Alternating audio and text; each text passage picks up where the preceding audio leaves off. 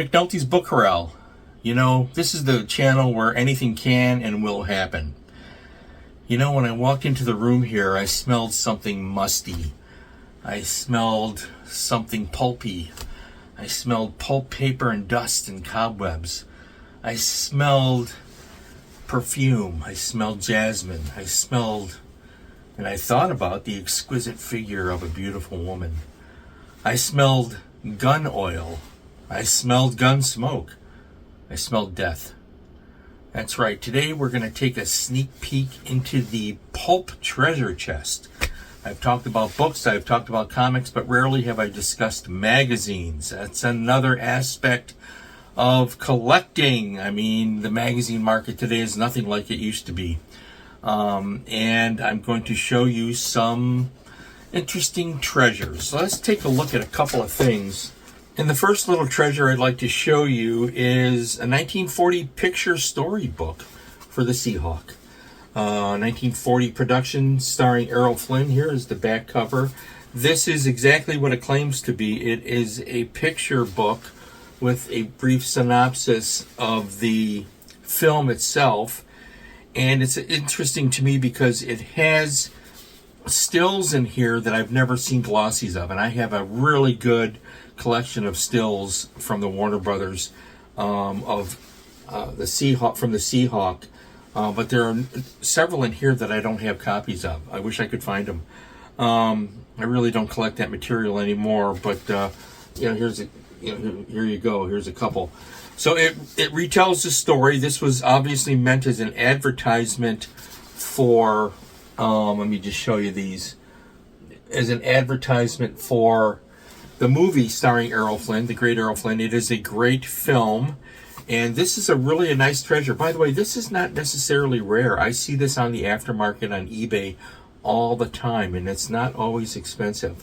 All the same, this is going to be one of those things when I die, you know, I go back and look at my episode on handling the cult of fanaticism. The people are going to say, "Oh, I'm so sorry he's gone. By the way, if you need any help getting rid of or selling that Errol Flynn memorabilia," that's the nature of the Errol Flynn fan community.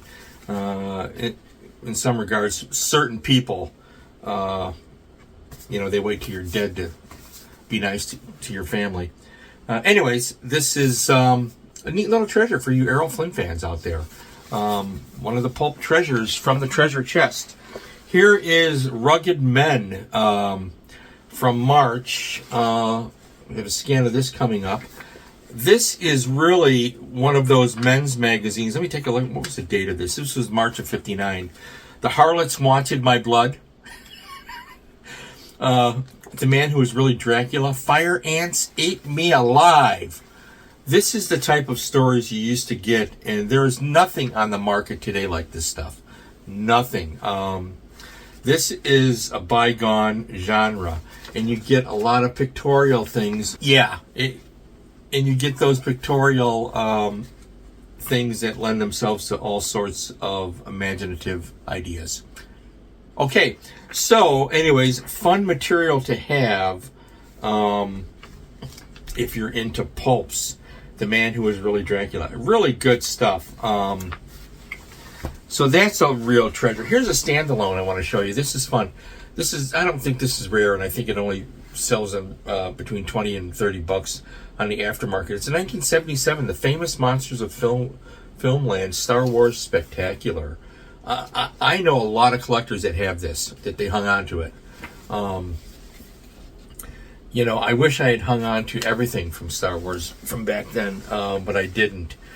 Since we're talking about Famous Monsters of Filmland, let's take a look at Monster World. And this is the Frankenstein cover. What was the year on this? Is it on here? It should be. And wouldn't it be funny if it's not? I don't know what year this was. Yeah, I don't know what year this was. I don't see it. It's probably right in front of me. Monster World. Anyways, this was just before Famous Monsters of Filmland. Jim Warren and Forrest J. Ackerman. On the back, you get these original Monster Masks are collector's items. I've seen them at conventions for 200 and more, but now you have on Trick or Treat Studios, you have a whole new group of these being redone, and they're equally as good. So this was what led them to the Famous Monsters of Filmland magazine with Forrest J. Ackerman. Here is the July issue of when Boris Karloff died in '69. They put out this fantastic issue. These are just a few. The Frankenstein monster is one of my favorite characters. Boris Karloff's portrayal of that monster in his 3 films is my favorite of all time. I collect, and I have boxes of these. Famous Monsters of Film. Now, here's the 1965 yearbook with Glenn Strange on the cover.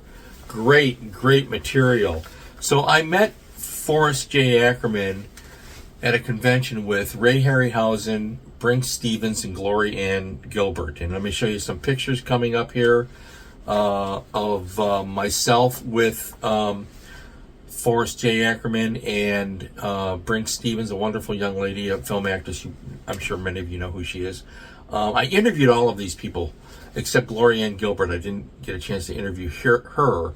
But Forey with Brink Stevens, and then Ray Harryhausen I interviewed. I'm not going to show any Ray Harryhausen stuff yet. That could be a different episode. But Forrest J. Ackerman was really a character. Really an interesting guy, too. What a career he had.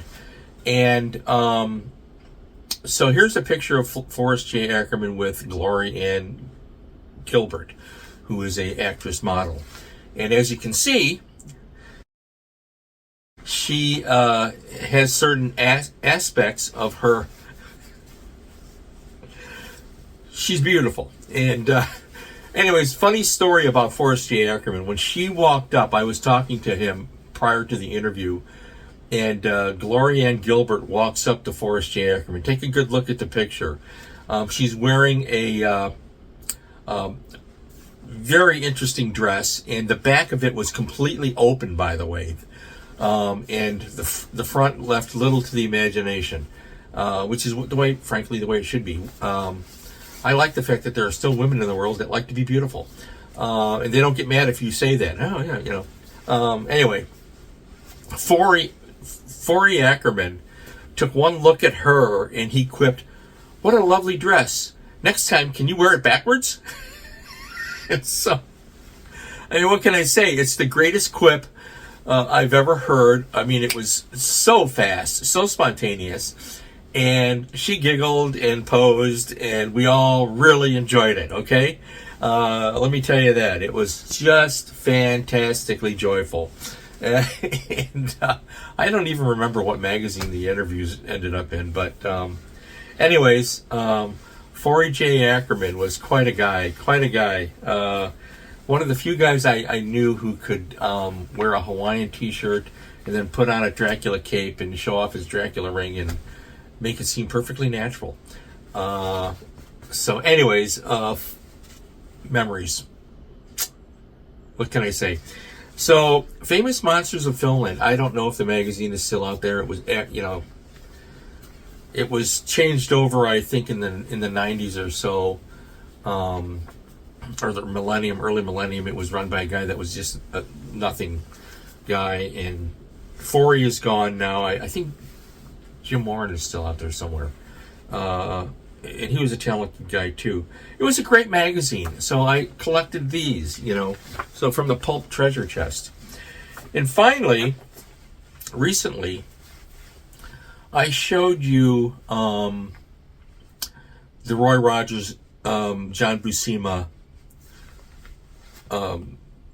hardcover compilations, and it was John Buscema's work at Marvel, which I've mentioned before, that really stuck with me. And he also did Conan the Barbarian, and so the Conan stories. Here's one of his Conans, The Savage Sword of Conan. The magazine was the best. This happens to be an interesting color issue of it. Most of them were black and white. And I think I think they've been reprinted in their original format in black and white, which they should be. And I have such a stack of them, I don't need the reprints. But John Buscema and Conan, to me, John Buscema is the definitive Conan the Barbarian artist. That's my humble opinion. You are welcome to disagree with me. Here's another one. I don't think this was a Buscema. Maybe it was. This was, Buscema's in here with Howard Chaykin and Tony DeZuniga. And this was also one of the rare color issues that they put out. The Savage Sword of Conan was a superb, absolutely superb magazine. So just a couple of peeks at the Pulp treasure chest. I look at the back, Kiss, and then Jaws 2, which is not a good movie. Well, it's not as bad as some of the later Jaws movies. So yeah, 1978. This would date from. So this is now considered vintage. Are you kidding me? Well, whatever. Anyway, I thought you might enjoy something a little different. Magazines, that's another whole aspect of collecting that I haven't really gotten into. Comic books I've touched upon. I'm going to be doing more comic books in the future. I'm going to really dig into the boxes for the comic books and show you some really great stuff. And we'll keep it going as time permits here in McNulty's Book Corral. Stay well, stay happy, feed your brain, read a book.